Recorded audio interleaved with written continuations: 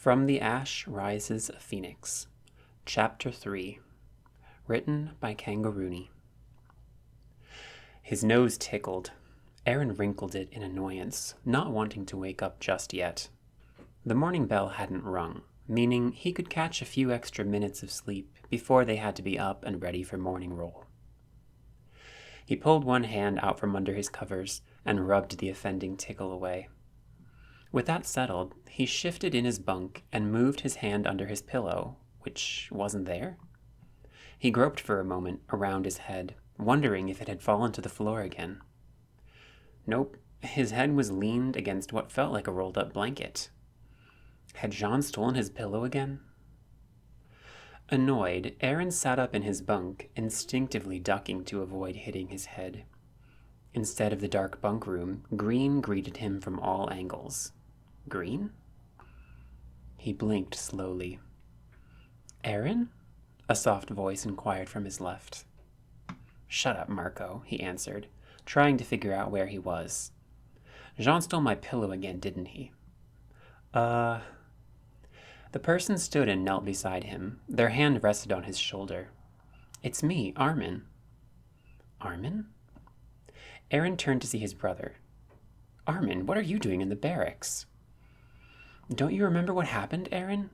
Armin didn't answer his question. Instead, his forehead wrinkled in worry, and he placed his other hand on Aaron's other shoulder. "Do you remember what happened in Trust? The Titans?" "What happened in Trust? I don't know what you're talking about. Wait." Aaron's eyes widened, and he stared back at Armin, mouth falling open in astonishment. "How did you save me from the Titan? Last thing I remember, I saved Jean, and a Titan ate me." "You got eaten?" Mikasa's voice interrupted their exchange. "Aaron!" Admonished, Aaron cringed away from his sister, hovering in his peripherals. "I'm sorry." Armin also appeared frustrated at Aaron's words. "Why did you save one of them, Aaron? I'm really confused. We all agreed that the people of Trust weren't to be trusted, not after what we saw on the walls." Aaron ducked away from Armin, then realized he was closer to Mikasa and ended up darting his eyes back and forth between the two. "I'm sorry. Please, I'm confused. Where are we? If you didn't save me, then how did I get out of the Titan? What happened?" Mikasa and Armin exchanged a long look, ignoring Aaron. "You tell him." Armin broke their staring contest and settled down, arms folded. "I'm too angry." "Fine," Mikasa bit back, curt. She stood up and made a short circuit around the duo, lips tight and eyes narrowed. She was trying to figure out how to say something unpleasant. Aaron was familiar with her stature, though she didn't often worry about her words to him. The information wasn't pleasant then. She sighed and dropped to a crouch before him. "Aaron." "Yes, Mikasa?" "You left us to scout ahead after we found you. We didn't hear back from you and continued forward. We didn't see you, but we saw a Titan fall on its face, and it looked weird." She stared at him as if expecting a reply. Aaron, unsure of what she wanted him to say, offered what he knew from his training days. If it looked or acted weird, it was probably an abnormal. What did it do? She blew out a breath, displeased with his reply. "It was unconscious for very little time. When it woke, it didn't seem to know what was happening or where it was. It wasn't interested in us. And when Armin spoke to it, it understood him." What? There had never been a recorded instance of Titans understanding humans. He relayed this information. "How do you know it understood you? What did it do? Did it try to communicate? Is that how you saved me?" He jumped to his feet, filled with energy. "Is it still around? Can I see it?" "Aaron!" Armin interrupted his whirlwind of questions. His tone was sharp, like a whip crack. Hurt, Aaron bit his tongue. Why was Armin so angry? "Aaron," Mikasa, pained and awkward. "Aaron, you were the Titan." "Ha," Aaron laughed. That's ridiculous. I'm human. I've grown up with you. I'm not a titan. He smiled wide and patted his cheeks. Wow, you were both so serious. I thought something crazy had happened. But that's a pretty good joke. Your delivery was great, too. He grinned and looked between his two friends. Their expressions remained open, honest. Neither laughed with him. Neither admitted to their prank. Come on, he frowned. The joke is over. It's funny. I laughed. You really had me convinced for a moment, but you can stop now. It's not funny anymore. His chest constricted when they continued to remain stoic. Him, a titan? Impossible. Improbable. Unlikely. It couldn't be done. Mr. Mobleet from the Scouts Science Division spent a few days at their training camp, going over everything they'd learned from experimentation on Titans. It was decided they were nothing but monsters. They couldn't feel pain. They didn't respond to communication attempts. They were simply stomachs on legs. Aaron wasn't a Titan. Titans were beasts, unintelligent creatures that ached with undying hunger. When they were on the streets, before Aaron joined the cadet corps, before the trio saw what happened to the unregistered, there were myths about the Titans. They said Titans were humans, punished to be starved forever, unable to be full. The stories acted as teaching points for children to be good, to go to school. When the trio were stuck on the streets, with no end in sight, Aaron once thought himself like the Titans. Every day he was hungry. Nothing he did could ever replace that constant knot in his stomach. In a moment of despair, he'd wondered if being a Titan was so bad. At least they got to see outside the walls. But now, Armin and Mikasa were looking at him intensely. Neither batted an eye, neither admitted to the joke. Aaron didn't want to be a Titan. They were the lesser of two evils, but still evil. Aaron wasn't evil, was he? Why are you saying this? I'm sorry, Aaron. Mikasa grabbed his hand. I wish we were joking, but we wouldn't joke about this. Armin's anger softened, enough to grab Aaron's other hand and repeat the sentiment. We only want to tell you the truth, and the truth is that you were a Titan. But how? I don't know. Armin, all-knowing and ever-observant Armin, didn't know. But we're going to figure it out together. The good news is that you turned back. You're not a Titan now, he grimaced. But I don't understand. Aaron felt small. He felt like a little boy again, watching Armin cry into a straw hat, unable to do more than be there for his friend. He felt like when Hannes hugged him tight, knowing his mama was dead. He felt like when Mikasa joined his family, when she never spoke and never cried and never smiled, when her eyes were all dead like her family. He needed to know what happened. Where were they? Oh, okay. After you figured out after you knew it was me, what happened? Armin released his hand, the angry look returning to his face. Mikasa let out a breath of relief, and her shoulders relaxed. We decided to keep heading to the gates. When we got outside, you left us and went back inside to close off the city. There was a giant piece of the wall we had passed on the way, and you carried it to the gate. Armin's face grew redder as Mikasa spoke. He bit his lip, clearly waiting for her to finish before he spoke up. While you were inside, a Titan found us. We didn't know how to fight it off. We didn't know how to use the blades to fight. It felt like you abandoned us to save Trost. Mikasa, too, was angry. Her voice faded with every word she spoke. Just before it reached us, you reappeared, dropped the rock, and killed the Titan. When you roared, the other Titans heard you and showed up. You fought. They began to eat you. Armin broke his cool and yelled at Aaron. If you hadn't gone back into the city, we would have escaped easily. But you went back to them and left us outside. You almost died. We almost died. And for what, Aaron? Why would you do anything to help them? They're horrible, terrible people, he breathed heavily.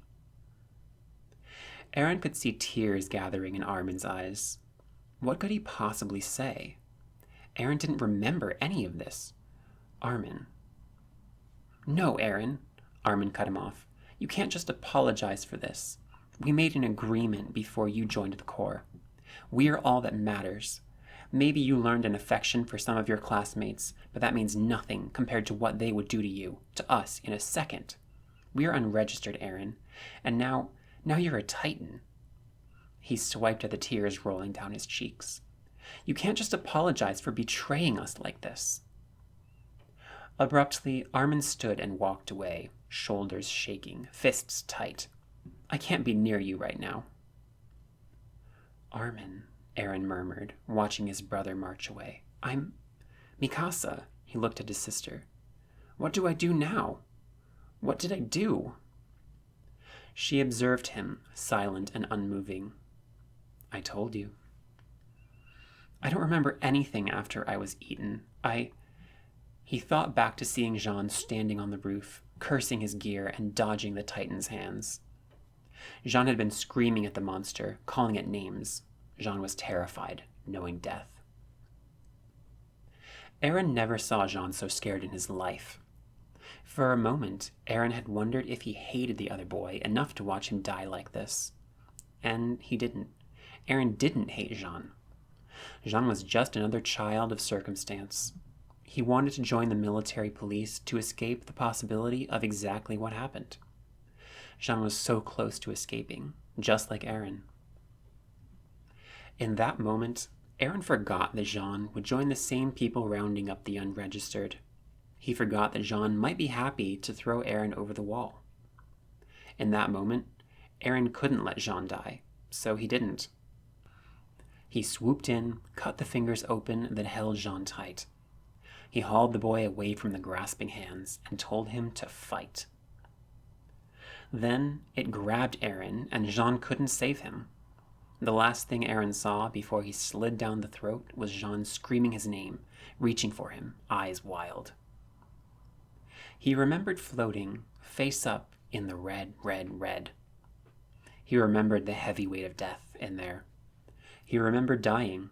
He remembered his hand and foot burning from where they'd snapped off as the Titan crushed him in its hand. He remembered death. How did he manage to go from realizing he would never see Maria again to saving the entire city of Trost? Jean, eyes wide, terrified, mouth open with Aaron's name on his lips. Aaron knew why he'd saved Trost with that image on his mind. Jean wouldn't throw Aaron over the walls. Jean wasn't like them. And when Jean entered the military police and found out what they were doing, Jean would stop them. Aaron had to believe that Jean wouldn't allow that atrocity to happen. In that moment of acceptance, Jean's true colors came to light. Jean was good. I know why I went back, Mikasa. He looked up and met her gaze. He squared his shoulders, realizing that Armin was right. He had made lasting friends in the Cadet Corps, and they were important too. Mama would have wanted you to, Mikasa replied. Her voice caught on the first word. Her lips trembled around the name. Mama would be proud of you. Mikasa. He shot forward and wrapped his arms around his sister, shocked by her. Mama would be proud of all of us.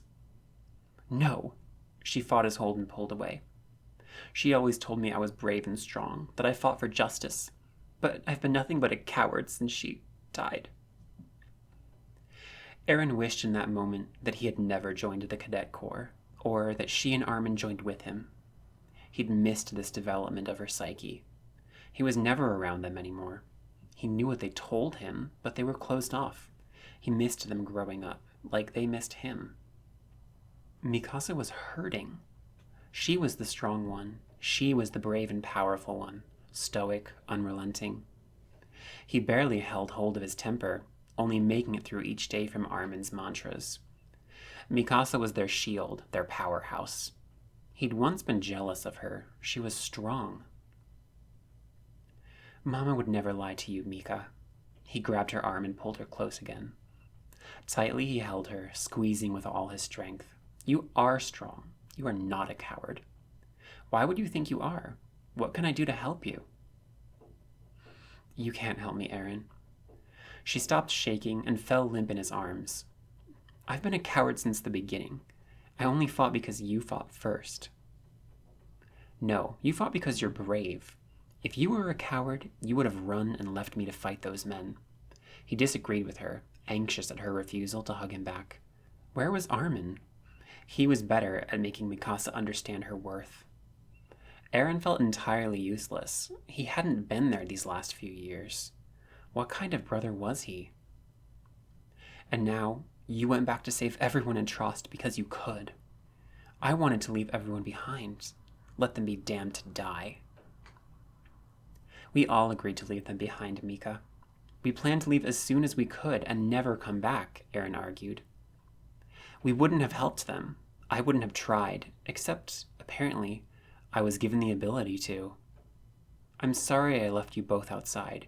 You must have been very frightened. I won't ever abandon you again, I swear. He tucked her head below his chin and kissed her hair. Aaron looked further down the path to meet eyes with Armin, who was watching their exchange, lips pursed tightly.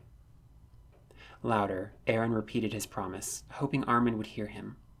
You're my family. I won't abandon you. I swear on Mama's life.